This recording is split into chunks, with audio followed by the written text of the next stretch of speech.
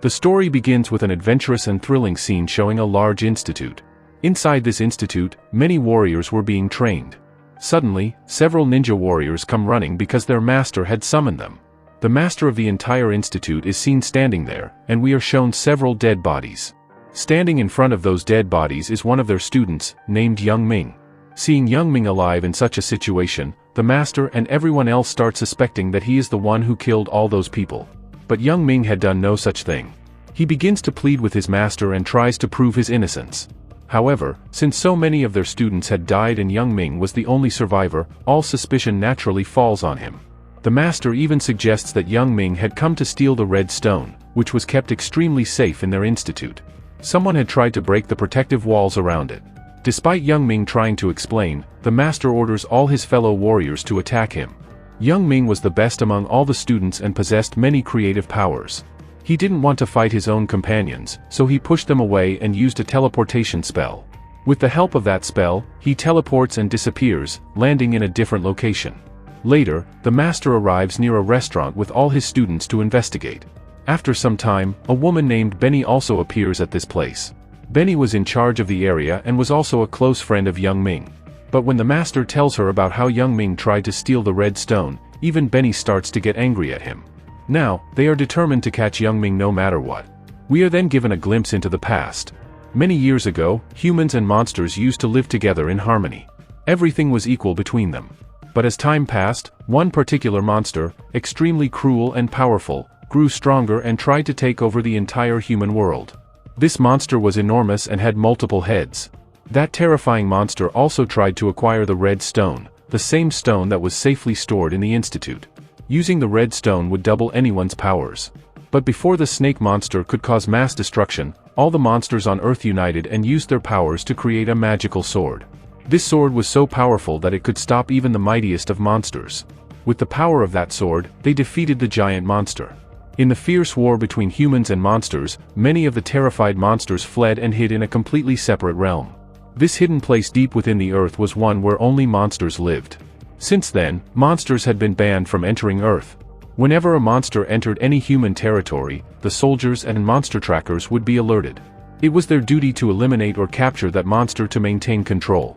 But no one had any idea that those hidden monsters were secretly devising a dangerous plan, one that could bring down humanity. If that plan succeeded, no humans would survive, and Earth would fall under monster rule. Back in the present, deep inside a dense forest, a master named Boya was traveling with a large treasure.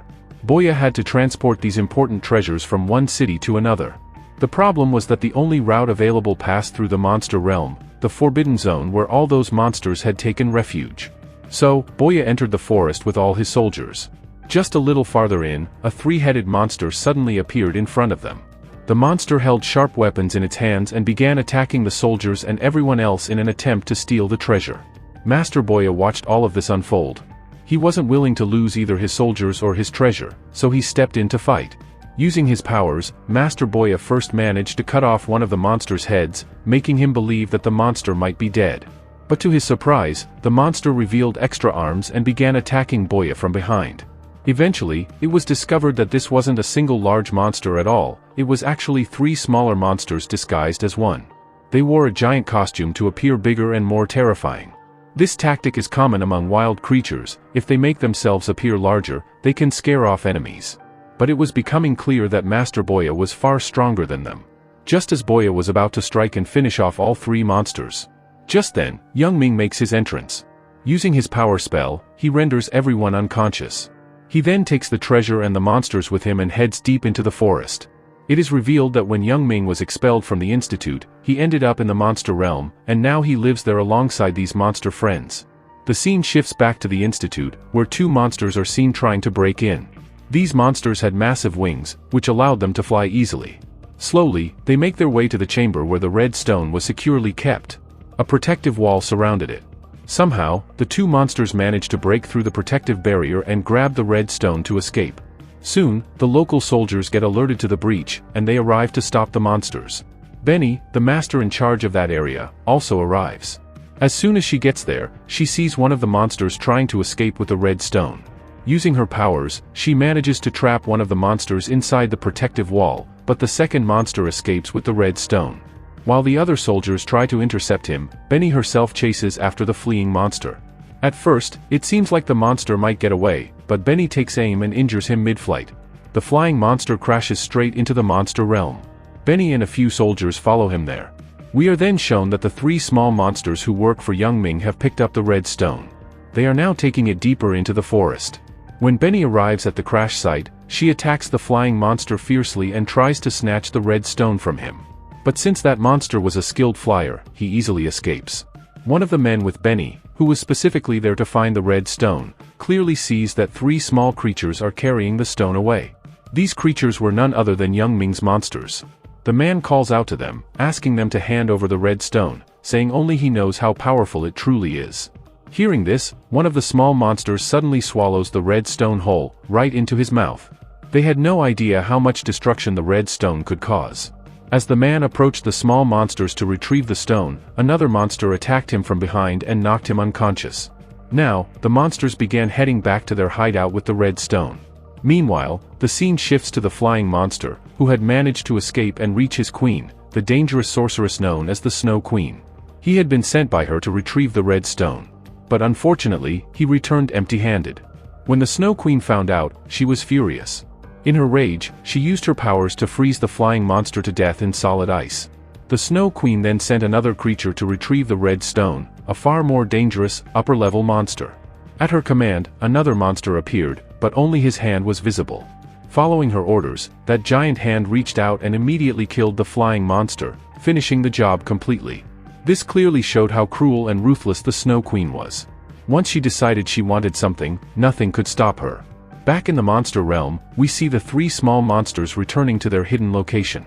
The one who had swallowed the red stone was now seriously ill. As they reached their territory, Yong Ming noticed them and came over, sensing something was wrong. He asked them what mistake they had made and why one of them looked so sick. Then the other monsters explained what had happened, that the small monster had swallowed something. When Yong Ming observed the little creature closely, he noticed a strange energy radiating from him. Yong Ming quickly realized that the creature had accidentally swallowed the red stone. If it wasn't treated soon, the monster might not survive. Thankfully, Yong Ming knew how to control the power of the red stone. So, he cast a special spell and placed the small monster inside a magical chamber.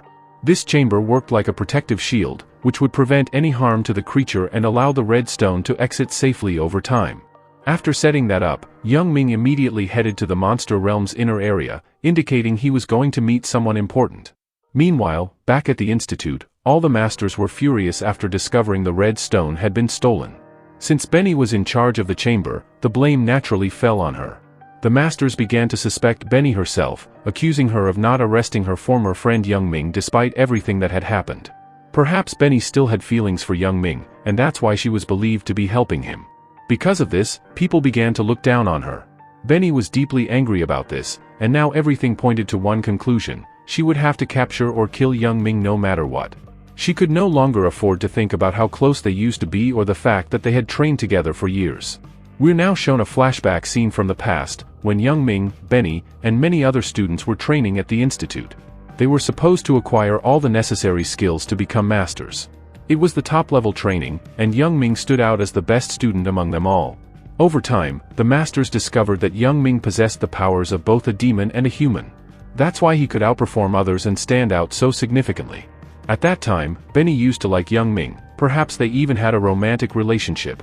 Returning to the present, Benny is seen placing flowers at the grave of her former master, who had passed away. She prays and apologizes to him, saying that she couldn't guide Yong Ming to the right path.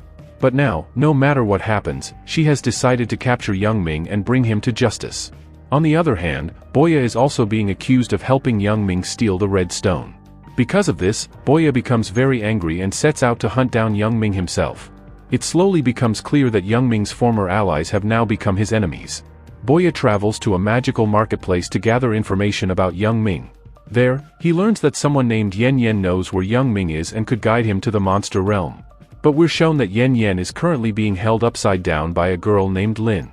Lin has also been searching for Yong Ming for a long time. However, she isn't his enemy. In fact, she wants Yong Ming to become her master.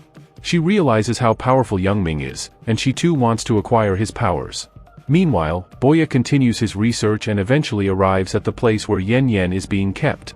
After a while, he hears some voices. Suddenly, Lin assumes Boya is an enemy and traps him in her spell. Boya, now completely disarmed, pleads with Lin to listen. Lin reveals her intention: she must reach Yong Ming at any cost. Upon hearing this, Boya tells her plainly that he has some spells that could help them travel to the monster realm.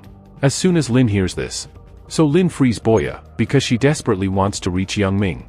She even falls to her knees and begs Boya for the map that will help her enter the monster realm. Boya agrees to go with Lin, but the only difference between them is this: Boya wants to arrest Yong Ming. Lin wants to make Yong Ming her master. Together, they embark on a long journey, crossing mountain peaks and pushing forward. Before reaching the monster realm, they come upon a huge canyon that must be crossed. To get past it, Boya gives Lin a spell card, which when used correctly, summons a massive bridge. Lin uses the spell card skillfully and successfully summons the bridge, allowing both of them to finally enter the monster realm. After wandering through various places for a while, they finally find Yong Ming. Lin immediately bows before him, begging him to accept her as his student. She wants to learn all kinds of powers from him. Before Yong Ming can even consider her offer, Boya arrives, ready to arrest him. But Lin gets angry at Boya, saying he can't talk to her master that way. In her eyes, Yong Ming is already her master. Boya firmly states that Yong Ming must return to the institute, no matter what. The red stone is needed there to maintain stability, and he has been ordered to bring Yong back. But Yong Ming pays little attention. He casts a spell that traps and distracts both of them, then quickly escapes. Now, Yong Ming arrives at a red palace, where he's meeting a fat monster. He directly asks where the sword is, the one created by the masters of the institute to defeat a powerful creature. The fat monster knows where the magical sword is, but wants to know what benefit he would get in return. Yong Ming points toward Boya and Lin, implying he's offering them in exchange for the sword. The deal is made. Several of the fat monster's companions grab Boya and throw him into a battle arena, surrounded by an audience that's enjoying the show. Lin is captured and starts screaming for help. In the arena, Boya is faced with a small red monster. Boya laughs, thinking it'll be an easy win. But he underestimates it. Soon, the red monster jumps at Boya and bites his leg, and the battle begins. This made Boya realize that the red monster wasn't ordinary at all. He quickly began his counterattack, and struck the small creature multiple times. But this only enraged the red monster. Its size began to increase rapidly, and soon it turned into a giant beast. Now, with tremendous strength, the monster started attacking Boya mercilessly.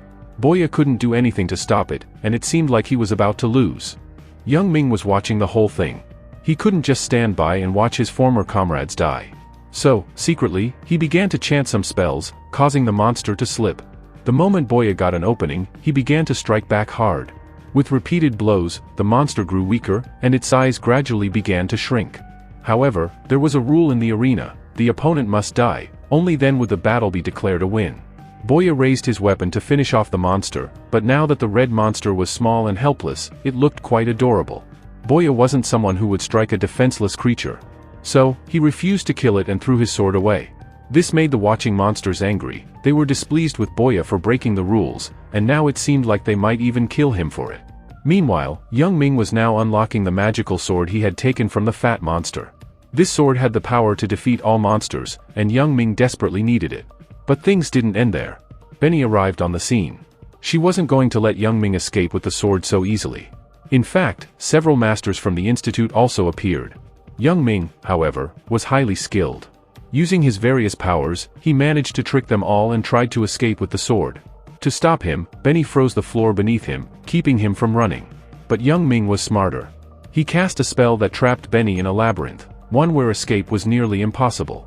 Benny became furious and used her magic staff to break through every door around her. Their magic levels were equal, since both had been trained in the same magical education. During this entire battle, Yong Ming accidentally drops his magical sword. It falls right into the battle arena where Boya had just fought the red monster. As soon as Boya spots the sword, he picks it up. Now, Boya immediately grabs Lin and begins threatening all the surrounding monsters. He warns them that he will kill them all if they don't let him leave. The monsters knew very well just how powerful the magical sword was, so they back off, allowing Boya and Lin to start leaving the place. But Yong Ming couldn't afford to lose the sword again. At the same time, all the masters from the institute were still present at the battlefield. They launched a combined attack on Yong Ming. However, the red monster, whose life Boya had spared earlier, now steps in to help Boya. Since Boya had saved its life, the red monster is now loyal to him and chooses to fight on his side. Multiple monsters attacked Yong Ming together, and he couldn't even see who was attacking him from behind. At this very moment, Benny steps in. She casts a protection spell, shielding Yong Ming and saving his life.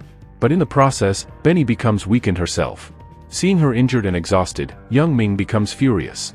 He chants powerful spells, forcing the Institute Masters to retreat. They couldn't withstand the force of his magic.